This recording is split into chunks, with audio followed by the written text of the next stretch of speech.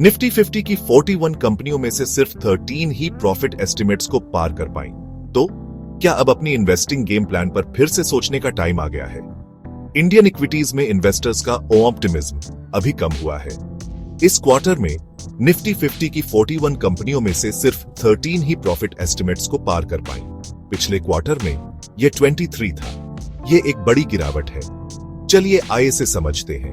इन्फोसिस और टीसीएस जैसी आईटी दिग्गज कंपनियों ने सामान्य रिजल्ट्स दिए और वे सतर्क लग रही हैं। एचडीएफसी बैंक और आईसीआईसीआई बैंक जैसे प्राइवेट बैंक स्थिर थे, लेकिन इनके मार्जिन कम हो रहे हैं। एफएमसीजी की बड़ी कंपनीज जैसे हिंदुस्तान यूनिलीवर और नेस्ले ग्रामीण इलाकों में कम डिमांड के कारण परेशान रही, जिससे उनके वॉल्यूम ग्रोथ पर असर पड़ा।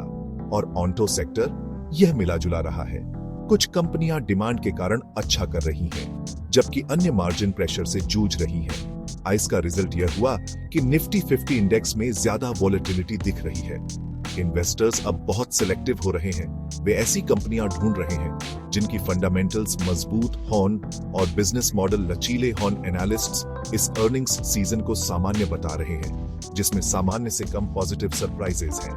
मार्केट का ध्यान अब इस पर चला गया है कि कंपनी मैनेजमेंट भविष्य के बारे में क्या कहता है, खासकर ग्लोबल अनसर्टेनिटीज के साथ, जैसे इन्फ्लेशन और इंटरेस्ट रेट्स का खतरा मंडरा रहा है।